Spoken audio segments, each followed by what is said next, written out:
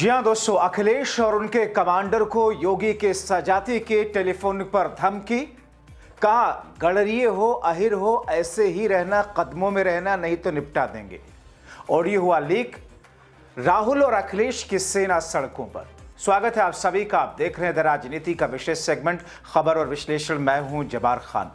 तो दोस्तों, एक तरफ देश के अंदर बेरोजगारी और महंगाई अपने इतिहास के रिकॉर्ड को तोड़ती आगे बढ़ रही है, जब मीडिया पूरे वर्ल्ड के अंदर भारत का मीडिया शर्मनाक पायदान पर पड़ा हुआ है, आज जबकि 80 करोड़ लोगों को गरीबी के दायरे में समझते हुए उन्हें फ्री में राशन दिया जा रहा है, और बिहार जहां पर भारतीय जनता पार्टी चुनाव जीती, जहां पर पलायन और जहां की दयनीय स्थिति को लेकर पूरे विश्व में चर्चा है, बावजूद इसके जिस अंदाज में नफरत और जहर की खेती, कभी अल्पसंख्यक तो कभी जातीय नफरत की खेती जिस तरीके से हो रही है, जिस अंदाज में सबका साथ, सबका विकास, सबका विश्वास का एक भ्रमित करने वाला नारा अपने आप धराशायी और चकनाचूर हुआ, मगर बावजूद इसके देश का गटर मीडिया तो यही कहता है कि साहब सब कुछ चंगा सी, क्योंकि उनके आकाओं की वही लाइन है।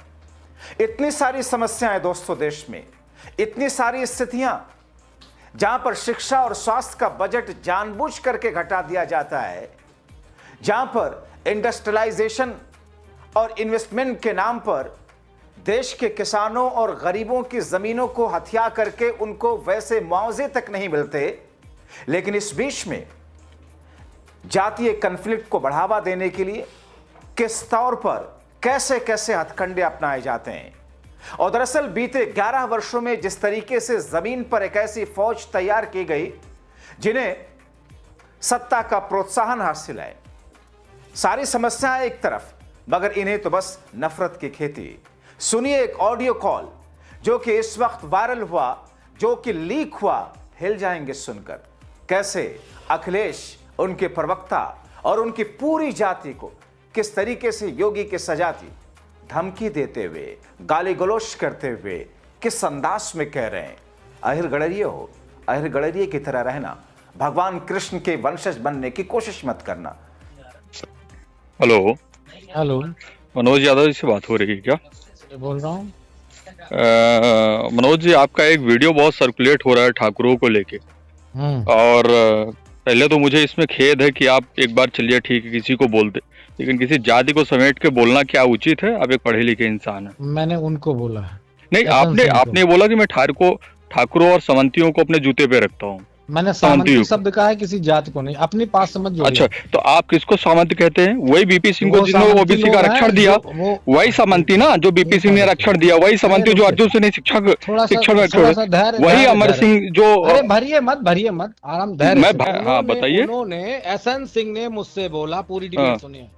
एसएन सिंह ने मुझको कहा इसको, मेरा नाम मनोज यादव, उससे पहले मैंने डिबेट में उनको कहा एसएन सिंह जी, और वो अगर मुझसे बोलेंगे इसको उसको, तो मैं ऐसे ही जवाब देता हूँ। ठीक है? अच्छा, आप मेरा व्यक्तिगत है, मेरा व्यक्तिगत। आप ठाकुरों का व्यक्तिगत सुनिए। आप जैसे प्रवक्ता को ना मैं जूते में रखता हूँ, और तुम्हारी औकात हो ना तुम मिलो नोएडा में, तुम मिलो नोएडा में, दिल्ली में, चले आना। ठाकुर ठकुराई अपनी तुम औकात में रहना। सुनो, अहिर हो अहिर जैसे रहो, भगवान श्री कृष्ण के वंशज ना बनो, भगवान श्री कृष्ण के वंशज ना बनो। अहिर गड़रिया हो, अहिर में रहो। और समंतियों ने क्या किया तुम्हारे साथ अच्छा जानते हो। बकवास मत कर देना दोबारा, इतना बता रहे घर में मारेंगे वही घुस के आके।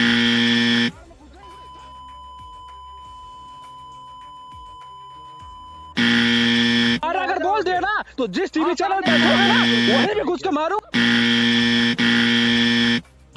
फोन ना औकात हो तो मिलने आओ। तुम्हारे योगी को सुनो दोस्तों, यही इनकी कमाई है। सत्ता पक्ष ने ऐसा माहौल बनाने के लिए 3.5 दशकों से मेहनत की, और इसीलिए साल 2014 से पहले इनको कम्युनल फोर्सेस कहा जाता था।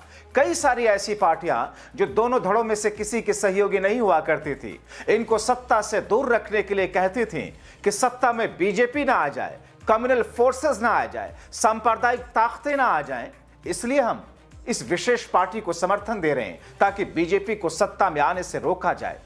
इसलिए डंके की चोट पर तब कहा जाता था कि ऐसे कम्युनल फोर्सेस को देश की सत्ता से बचाना जरूरी है, क्योंकि ये माहौल को बिगाड़ देंगे, माहौल को तोड़ देंगे।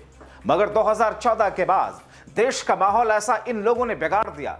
2014 के बाद देश के सभी समाज के अंदर, देश की सभी फर्टिनिटी के अंदर, देश के सभी विभाग के अंदर इस किस्म का बंटवारा करा दिया कि हर जगह पर हिंदू मुस्लिम, हर जगह पर जातीय बंटवारा इस स्तर पर आ गया जहां पर दलितों को कदमों में मजबूरन रखा जाता है और पिछड़े लोगों को इस तरीके से धमकाया जाता है, डराया जाता है, उन्हें एहसास कराया जाता है कि तुम देश के पिछड़े जाति से आने वाले हो, हिम्मत मत करना आगे बढ़ने की।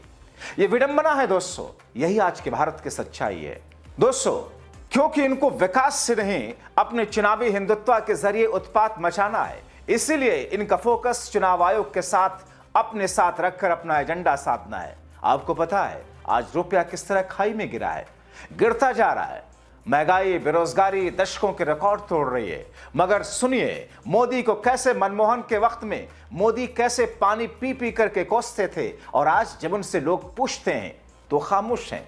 मगर उनका अंदाज तो सुन लीजिए उस वक्त का कि दिल्ली के शासकों को न देश की रक्षा की चिंता है, न रुपये की कीमत की चिंता है। उन्हें अगर चिंता है तो कुर्सी बचाने के कार्यक्रमों की चिंता है, कुर्सी बचाने के तौर तरीके क्या हो उसी में वो डूबे हुए हैं। और इसी के कारण आज देश के लिए वो कुछ सोच पाएंगे, डॉलर के सामने रुपया ताकत के साथ खड़ा हो, इसके लिए कोई योजना कर पाएंगे, ये तो कुछ नजर नहीं आ रहा है। अब आज देखिए आप, रुपये की कीमत जिस तेजी से गिर रही है, कभी कभी तो लगता है कि दिल्ली सरकार और रुपये के बीच में कंपटीशन चल रहा है। किसकी आबरू तेजी से गिरती चली जा रही है, कौन आगे जाएगा, इसकी कंपटीशन चल रही है। जिस प्रकार से डॉलर मजबूत होता जा रहा था, रुपया कमजोर होता जा रहा है। विश्व व्यापार में भारत टिक नहीं पाए। हमारे व्यापारी जो माल बाहर भेजते हैं, हमारे व्यापारी जो माल बाहर से लाते हैं, इस बोझ को सह नहीं पाएंगे। इवन भारत सरकार जो चीजें लाती है, भेजती है, उसको सहना होती है, और दिल्ली की सरकार जवाब नहीं दे रही। दोस्तों, इनका मन, मस्तिष्क, बुद्धि, हाथ पैर सब कुछ अपनी सत्ता लाने, अपनी सत्ता बचाने के लिए चलता है, ना कि देश के लिए या देशवासियों के विकास के लिए। फिर भी इनको लगता है सत्ता यूं ही नहीं आ सकती, क्योंकि इनके बारे में 4 दशक से प्रचलित है कि ये तो कम्युनल फोर्सेस हैं। तो फिर ये उसी सांप्रदायिक सौहार्द को और तोड़ते हैं और हिंदू मुसलमान करते हैं, अपने छुटभइये नेताओं से देश का माहौल बिगाड़ते हैं, नफरत की खेती कराते हैं। मुसलमानों के खिलाफ इनका नफरती गैंग उछलता है ताकि देश का अल्पसंख्यक खुद में ही असहाय महसूस करे। इनको कमजोर इतना कर दो कि वो खुद को ही दोयम दर्जे का शहरी महसूस करने लगे, और प्रतिक्रिया में अगर भड़ास निकले भी उसकी, तो फिर इन नफरती मगरमच्छों को उस पर और प्रहार करने का मौका मिले। मगर यहां आपको सुनवाता हूं इन्हीं के केंद्रीय मंत्री चिराग पासवान के पिता का एक बयान, जो मोदी, शाह और योगी के लिए एक सीख है।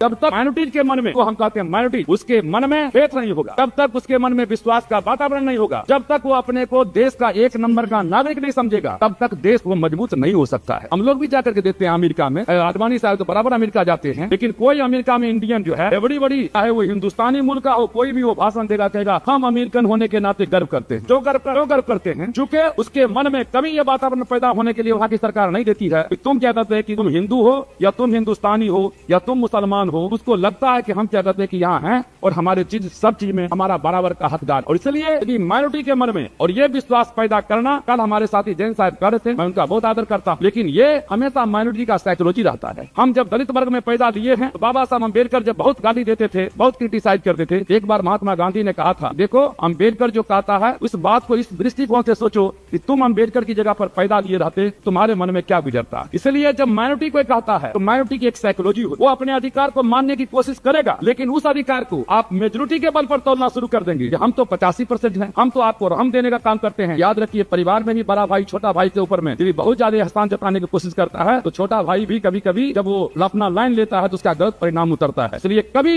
इस बात को हमारे मन से नहीं निकलना चाहिए। हम मेजोरिटी में हैं, इसलिए कोई माइनॉरिटी के ऊपर में एहसान करते हैं, और हमको खुशी है इस बात का। कल होम मिनिस्टर ने इस बात को क्लैरिफाई किया, उन्होंने कहा ये कोई मेजोरिटी और माइनॉरिटी का सवाल नहीं है, ये सवाल है भारत के संविधान का। दोस्तों, ये तो इधर उधर की बातों में उलझाकर हिंदू मुस्लिम करके अंधभक्तों की बस लंबी कतार तैयार कर रहे हैं। बाकी सब जायज भाड़ में। कहावत है ना, अपना काम बनता भाड़ में जाए जनता। इनके थथरई का एक नमूना आपको दिखाता हूं। आज के समय में दिल्ली, जहां पर सांस लेना मुश्किल है, गंदगी, प्रदूषण, यमुना की गंदगी, जिसके कारण किस तौर पर लोग मुश्किल में हैं, मगर कैसे इन्हीं के खास मंत्री ने 2021 में ही दिल्ली को प्रदूषण मुक्त, गंदगी मुक्त, यमुना की सफाई 2021 तक पूरा कर लेने की बात कही थी, मगर उसको उन्हीं के शाह साहब ने 2021 के बजाय 2029 तक खिसका दिया। कैसे? यमुना जल शुद्धिकरण और वायु शुद्धिकरण दोनों की योजनाएं चल रही है। 2 साल में दिल्ली को प्रदूषण से मुक्ति मिलेगी। यमुना जी के पूरे किनारे पर भारतीय जनता पार्टी का शासन है और आप मेरी बात मान कर चलना, 29 के चुनाव के पहले किसी भी भाई बहन को भाई दूज के दिन स्नान करना है तो जरूर आप जाइएगा। आप स्वच्छ पानी में यमुना जी में किल्लोल कर स्नान कर पाएंगे। इसीलिए मैं बार बार कहता हूं, जागरूक रहिए, सोचिए, समझिए, अकल लगाइए, अपनी राय जरूर लिखें।